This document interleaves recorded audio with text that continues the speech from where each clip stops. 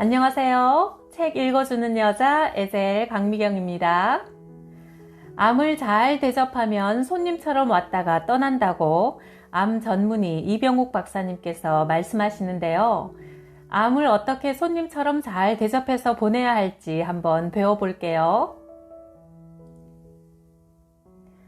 부부는 한번 인연을 맺으면 서로에게 충실해야 한다.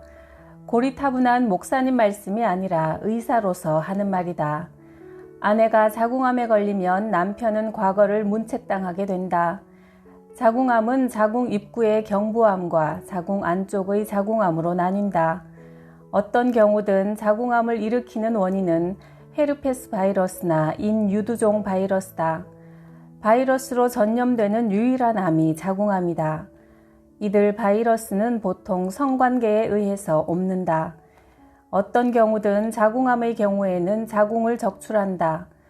난소로 전이되는 것을 막기 위해 난소까지 적출하는 경우도 있다. 출산과 수유가 다 끝난 나이라 하더라도 대부분의 여성들은 자궁을 드러내는 것에 부담을 느끼고 눈물을 흘린다. 자궁암의 원인이 되는 바이러스를 옮기는 사람은 대부분 남편이다. 이 바이러스는 위생 상태가 좋지 않은 곳에서 옮아온다. 부부 중 한 사람이 다른 파트너와 성관계를 많이 맺은 경우 생길 수 있다. 우리나라는 대부분 남편이 그 원인 제공자다. 몇 년 전 기세 등등한 할머니와 기가 팍 죽은 할아버지, 그리고 노여움에 찬 딸들이 함께 진료실을 찾았다. 당신이 내 속을 얼마나 썩였던지, 당신 때문에 내가 이렇게 됐잖아요. 입이 있으면 말 좀 해봐요. 할머니는 녹이 충천해서 말씀하셨고 할아버지는 옆에서 연신 하고 헛기침만 했다. 할머니가 풀어놓는 사연을 들어보니 할아버지가 바람을 피워 속개나 썩인 모양이었다. 뿐만 아니라 젊은 시절에는 엄한 시어머니 밑에서 고생도 많이 하셨단다. 할아버지, 지금이라도 잘못을 용서받으시고 할머니에게 잘 하세요. 나는 할아버지에게서 앞으로 할머니에게 잘 하겠다는 약속을 받아낸 다음 안아주라고 했다. 할아버지는 별소리 다 한다고 궁시렁대며 거부했지만 자식들의 성화에 못 이겨 결국 내 말대로 따랐다. 여보, 그동안 나 때문에 고생 많았어. 앞으로는 잘 하리다.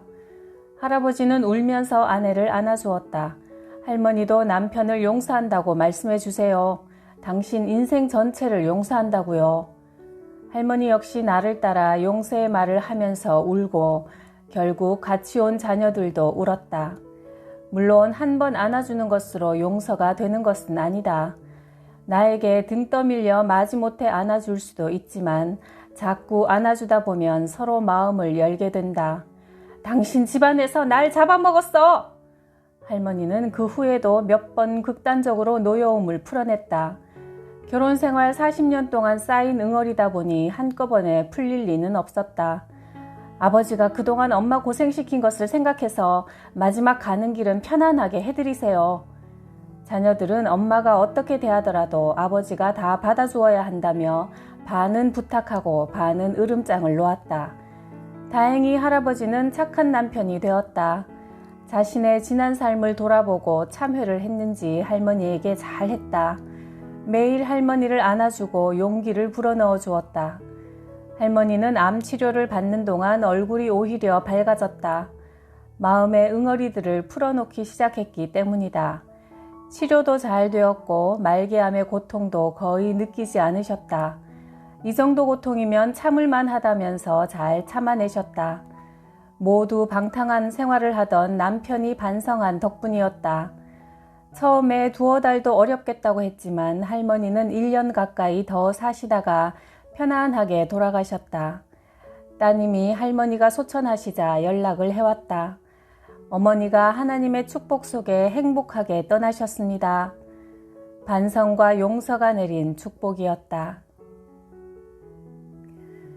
그와 반면 나도 남자지만 남자들의 이기심에 질리는 경우가 있다. 남편이 암에 걸리면 대부분의 아내들은 지극정성으로 간병한다. 최후의 순간까지 떠나지 않고 최선을 다한다. 반면 암에 걸린 아내를 버리는 비정한 남편들이 많다. 남자 환자는 병원에 혼자 오는 경우가 거의 없다. 그러나 여자 환자는 혼자 오거나 친구와 오는 경우가 많다. 부부가 같이 오지 않는 경우는 10중 8구 버림받은 경우다. 얼마 전 아는 집사님의 따님이 들렀다. 말기암으로 지상에서 살아갈 시간이 얼마 남지 않은 분이었다. 이미 한 차례 수술로 자궁과 난소를 다 드러냈는데도 2달 만에 재발한 경우였다. 내게 올 때 이미 폐와 간에 전이 되어 의사들이 손을 놓아버린 상태였다. 그녀는 남편과 이혼하고 혼자 살고 있었다. 이혼하기 전부터 이미 남편은 다른 여자에게 가 있었고 엎친 데 덮친 격으로 그녀는 암에 걸렸다. 그 심정 충분히 이해합니다. 하지만 살려면 남편을 용서하세요. 남편보다 더 잘 살면 되지 않습니까? 살기 위해서 뭘 못하겠습니까? 나는 안타까운 심정으로 그녀와 함께 기도를 드리곤 했다. 그녀는 남편을 용서한다며 말없이 뜨거운 눈물만 쏟다가 갔다. 암에 걸리는 것도 힘들고 서러운데 그 때문에 버림받는 여자들이 많다. 아내가 암에 걸리면 대부분의 남편들은 부부관계를 꺼린다. 암이 전염되는 것도 아닌데 특히 자궁암이나 유방암에 걸리면 그 정도가 더 심하다. 자궁암이나 유방암으로 자궁과 유방을 적출하는 경우 육체적 충격뿐 아니라 정신적인 충격도 크다. 더 이상 아이를 낳지 않을지라도 여자로서의 능력을 상실했다는 것에 크게 좌절하기 때문이다. 그런 아내를 두고 밖에서 다른 여자를 만나고 다니면 환자가 분노하고 스트레스를 받으니 당연히 상태가 더욱 악화된다. 이 경우 보호자는 환자를 2번 죽인다는 비난을 면하기 어렵다.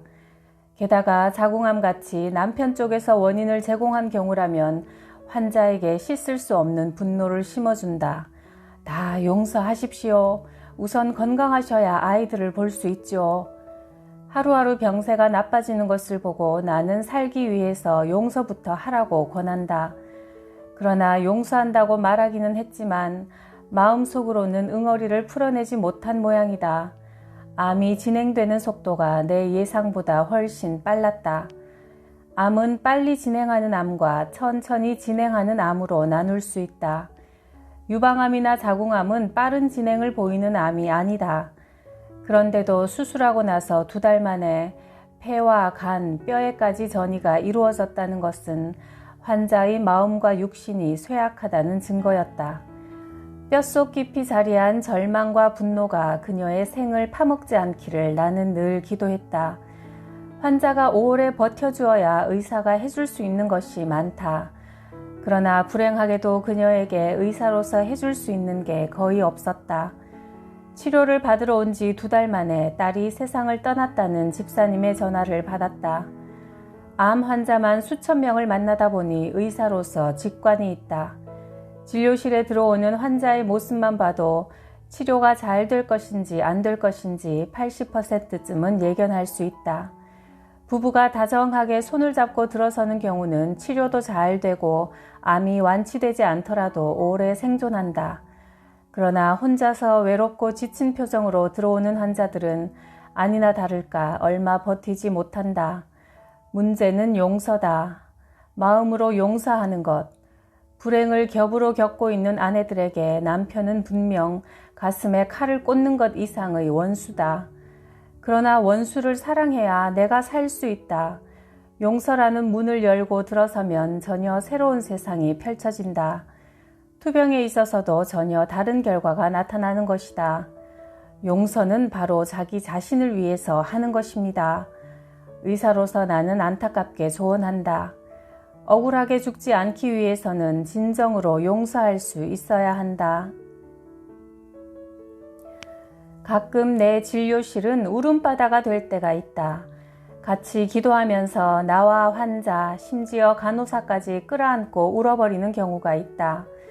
나는 울음과 눈물이 인간의 마음을 정화시켜주는 역할을 한다고 믿는다. 면역력을 높이기 위해 웃음요법을 쓰기도 하지만 용서하고 마음을 풀어주기 위해서는 같이 기도하고 실컷 울게 해준다. 환자들은 마음껏 울고 나면 진료실을 들어올 때와 달리 한결 맑은 얼굴이 되어서 나간다. 자존심이 강한 사람들, 실제는 약하지만 강한 척 보이려는 사람들은 어디 가서 누구를 잡고 하소연하거나 눈물 흘릴 데가 없다. 이런 환자들일수록 체면 차리지 않고 실컷 울도록 해주어야 한다. 종기처럼 곪은 감정의 응어리가 한번 터지고 나면 부드러운 마음이 들어갈 자리가 생긴다. 그러면 나무를 봐도 감동하고 하늘을 봐도 그 아름다움에 감동한다. 내 처방 중에서 효과가 가장 좋은 것은 기도하는 것과 우는 것이다. 기도와 눈물로 마음을 정화하고 나면 다른 사람으로 거듭나게 된다. 실컷 울 수 있게 어깨를 빌려주십시오. 나는 환자의 보호자들에게 환자 혼자 가슴을 치며 울게 두지 말고 울음을 받아주라고 조언한다. 사실은 우리의 눈물을 가장 잘 받아주시는 분은 하나님이다. 하나님에게는 설명할 필요가 없다. 그냥 푹 엎드려 실컷 울면 되는 것이다. 남편, 아내, 가족을 비롯해 인간의 이기심에 상처받았을 때는 하나님을 찾는 것이 사는 길이다. 억울한 나머지 분노를 키우게 되면 결국 그 분노가 마음의 평화를 삼켜 고통 속에서 죽어가게 한다. 눈물 속에서 용서를 발견하고 하나님의 사랑을 받아들이는 것, 그리고 그 사랑에 감사하는 것, 그것이 사람을 살게 한다. 암 환자 중에는 우울증, 조울증 등의 정신적 외상을 겪고 있는 사람이 많은데 특히 남편이 받들어 모시고 살던 공주과나 왕비과가 우울증에 잘 걸린다.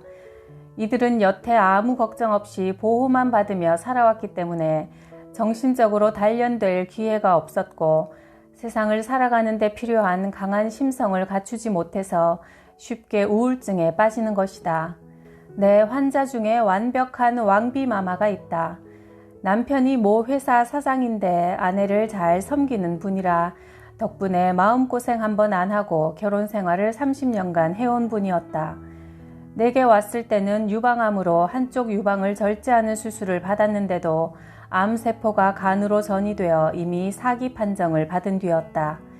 약물치료 후유증과 우울증으로 내 방에 들어설 때 그녀의 얼굴은 이미 깊게 그늘이 져 있었다.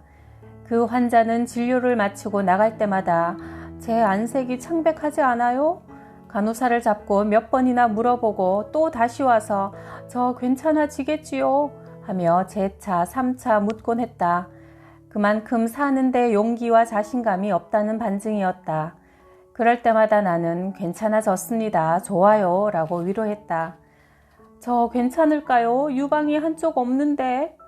그녀는 생이 오락가락하는 판에 유방을 걱정하고 있을 정도로 천생 여자였다.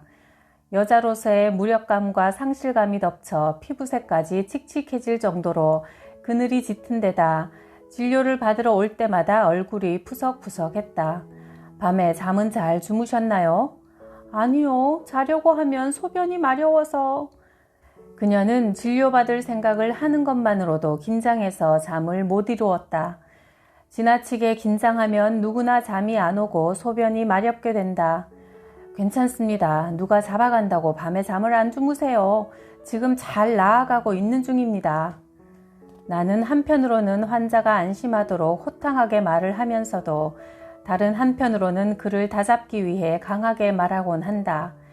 평소 응석바지에다 왕비 기질을 가진 아내가 암에 걸렸다면 남편은 좀 더 잘해야 한다. 그런 환자들은 기분이 좋아졌다, 우울해졌다를 반복하는 조울증에 빠지기 쉽기 때문이다.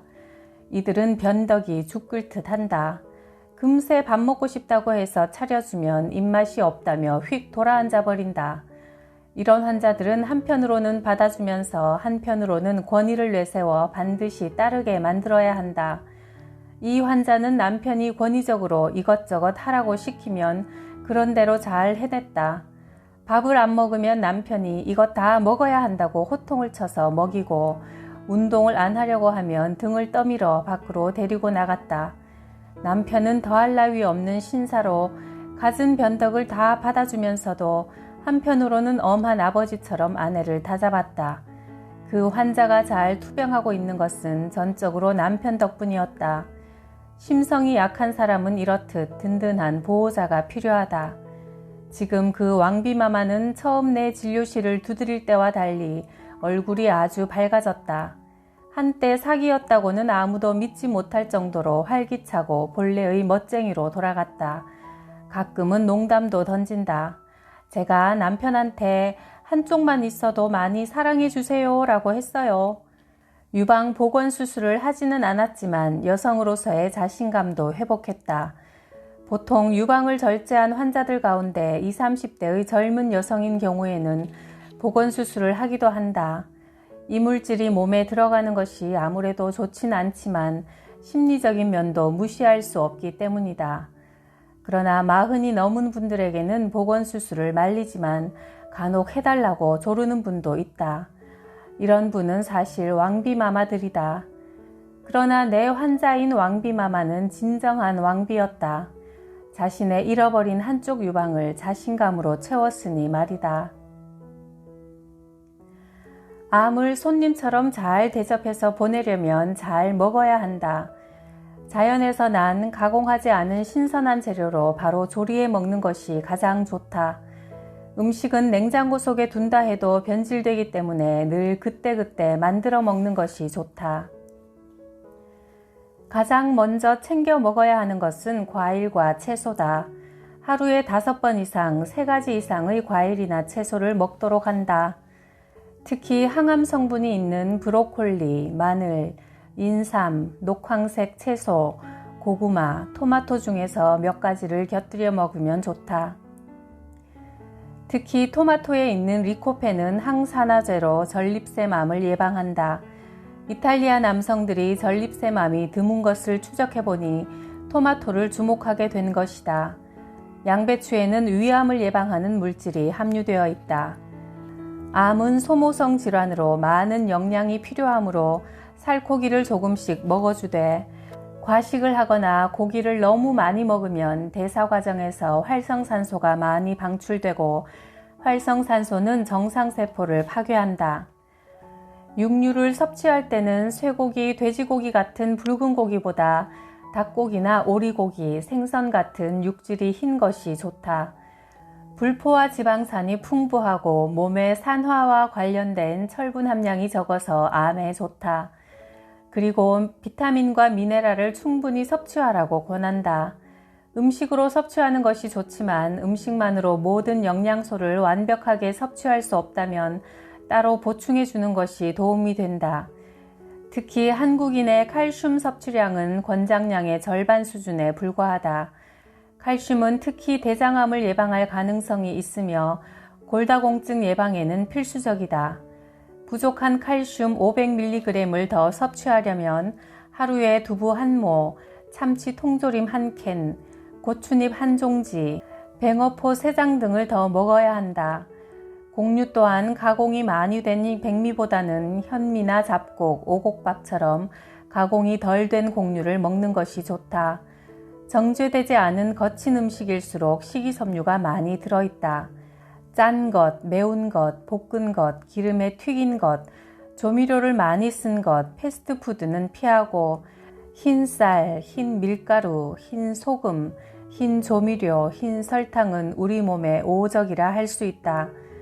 물을 충분히 섭취해야 한다. 소변이 탁하면 물이 부족하다는 뜻이니 소변이 맑고 투명해질 때까지 물을 마셔야 한다.